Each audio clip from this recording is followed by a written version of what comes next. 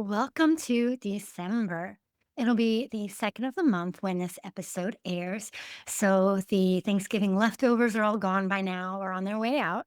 The holiday sprint has officially started, and there is a collective pressure in the air now to finish strong. And if you're like the women that I work with, high achieving, successful, the ones who hold it all together, this time of year isn't usually all that peaceful, right? It's a mental checklist. Did I do enough? Did I hit my goals? Who do I still need to buy gifts for? Now, you might be physically sitting here listening to me, but your mind is likely already in January, or maybe you're rehashing what you may have missed way back in October. So, what if instead of speeding up to the finish line, we decided to slow down? Easier said than done, I know. But what if, before you set a single goal for 2026, you first decided how you wanted to feel? Hmm? So today, I'm going to guide you through a gentle process to find your word of the year. It's not a resolution, it is not a metric to beat yourself up over, but an anchor, a compass to bring you home to yourself in the year ahead. So, welcome back to Radiantly Rooted with Rachel. I am your host, Rachel Hupp. And if you are new here, my work is all about guiding you, especially if you've spent a lifetime achieving and doing for others, back to your own innate wisdom. My mission is to help you to live a life that is wildly aligned in body, mind, heart, and soul. So, we're going to do something a little bit different today. I'm going to walk you through a four-part inquiry to help you close out 2025 and welcome 2026. We're going to be looking at reflection, clarity, intention, and finally choosing your word for the year. And stick around until the end because I'm going to share how you can take that word and actually live it rather than letting it fade by February. Been there, done that, with a very special invitation to join me inside my signature program, Radiantly Rooted. All right. So let's start with some reflection because before we look forward, we need to honor where we've been and where we are without judgment, just witnessing. And so I invite you to take a deep breath, maybe grab a journal and settle in and get cozy. I've got a few reflection questions for you. And so you're welcome to jot them down and save them for meditation. Maybe you want to journal about them. Maybe you want to come back to this episode at a different time and pause it so that you can take the time that you need to go through these questions. So let this episode serve you in whatever way you need. All right. The first reflection question that I have for you today is, what felt good for you this year? Even if it was just in the small, quiet moments. What felt good for you this year, even in the small, quiet moments? And again, feel free to pause if you need more time at any point. When did you feel the most like yourself? So maybe it was on a morning walk. Maybe it was a quiet cup of tea. Maybe it was lunch with dear friends. When did you feel the most like yourself? And on the other side of that coin, when did you feel the most disconnected or stretched thin? What kinds of situations were those? And then this one, just see what comes up for you.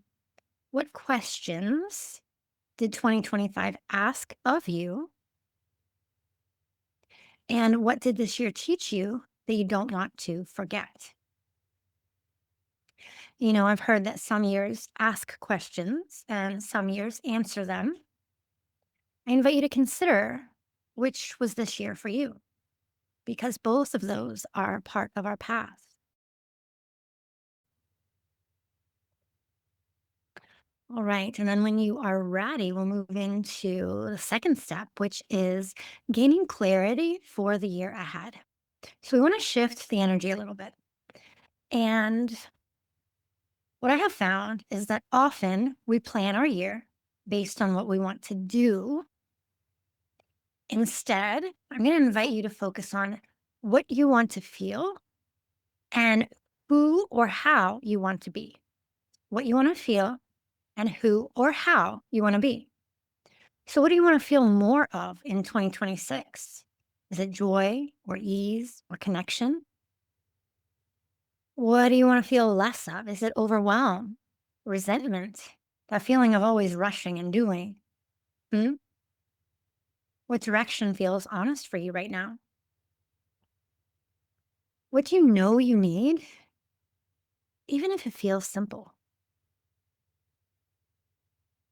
Now, you don't need to figure anything out right now. This is just becoming aware, just noticing, gaining clarity for the year ahead.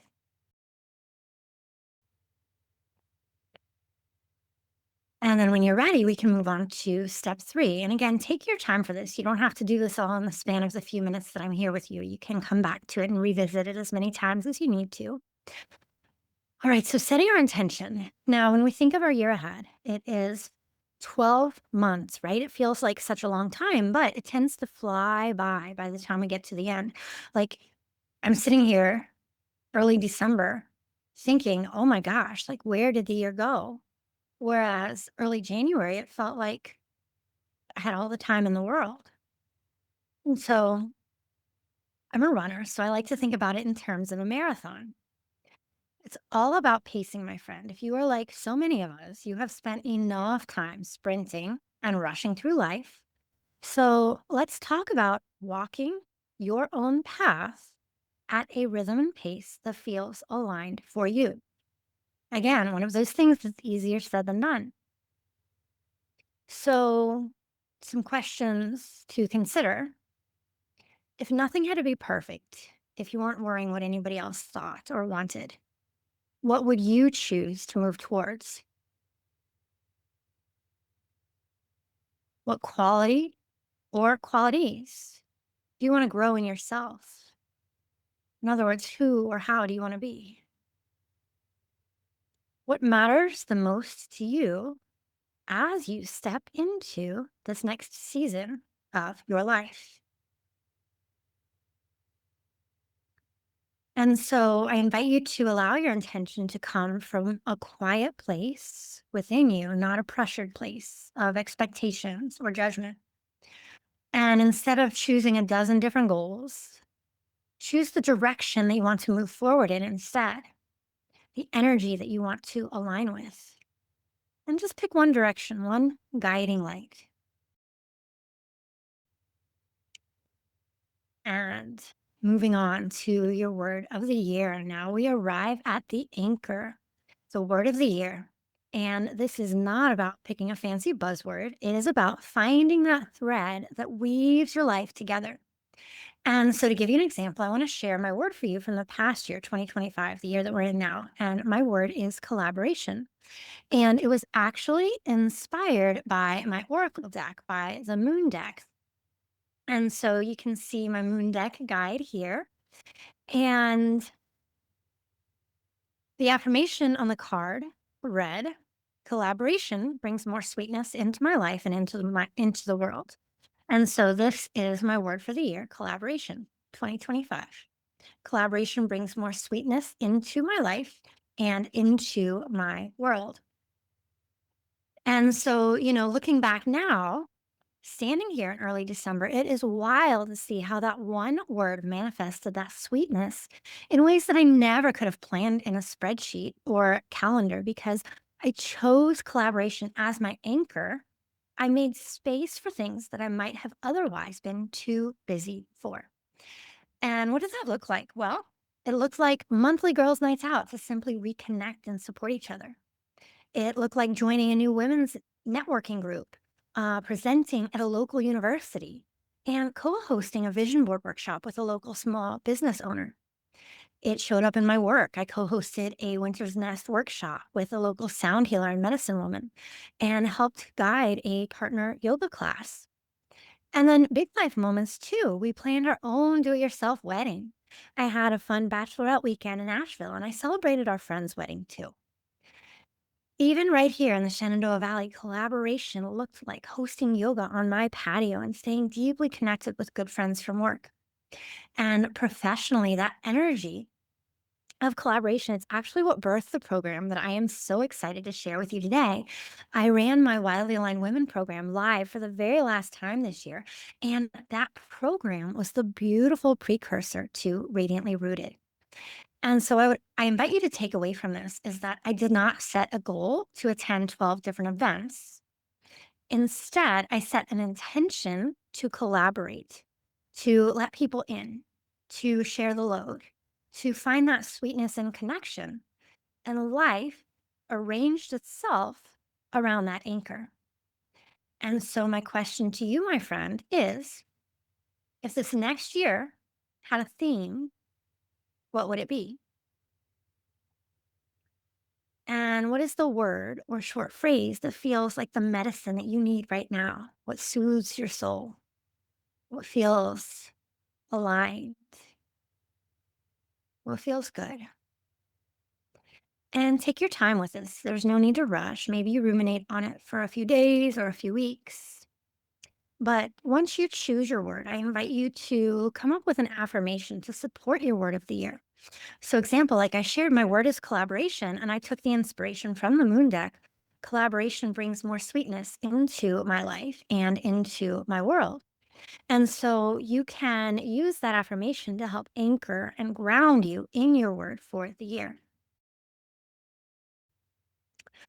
All right, my friend. Now you might have a word bubbling up. If you do, I invite you to hold on to it gently. Keep it in your heart because here is the truth that we have to talk about. I'm going to be real with you. It's pretty easy to pick a word on December 2nd when we are feeling reflective. It's going to be much harder to live that word on a Tuesday in March when you're overwhelmed, when the to do list is a mile long, and you have slipped back into autopilot, right? Been there, done that, my friend. We've all done it. We set the intention, we set the goal, we set the resolution, but then life takes over.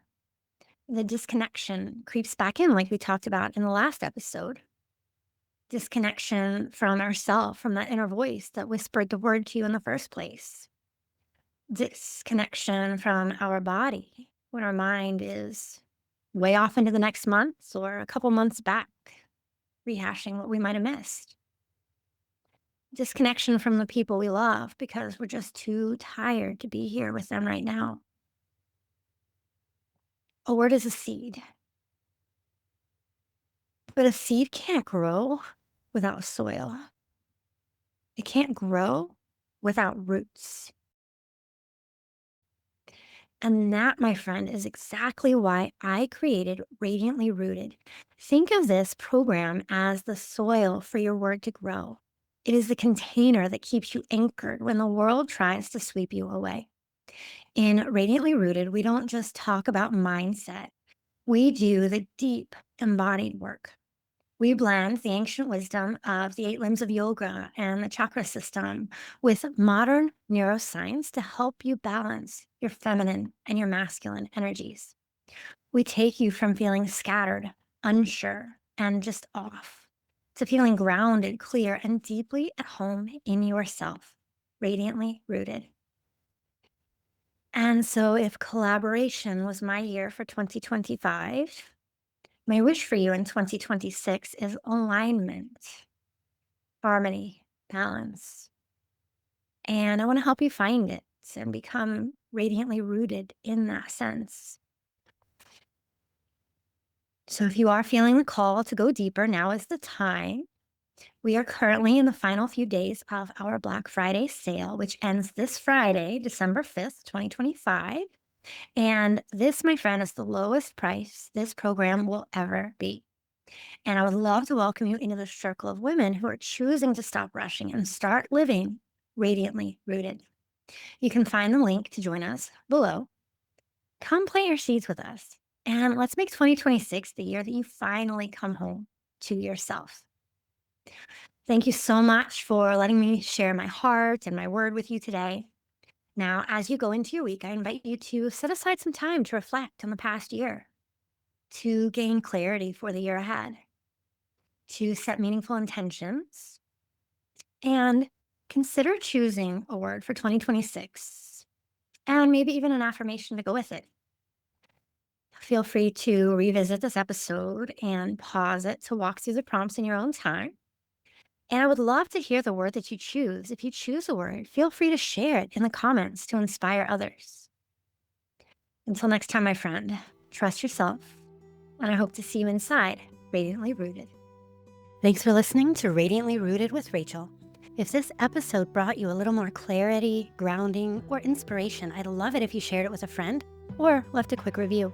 It really helps more women find this space and feel supported on their own paths.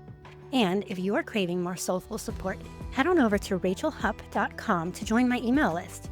That's where I send free resources, gentle guidance, and invitations to go deeper. Until next time, trust yourself and root in to what matters.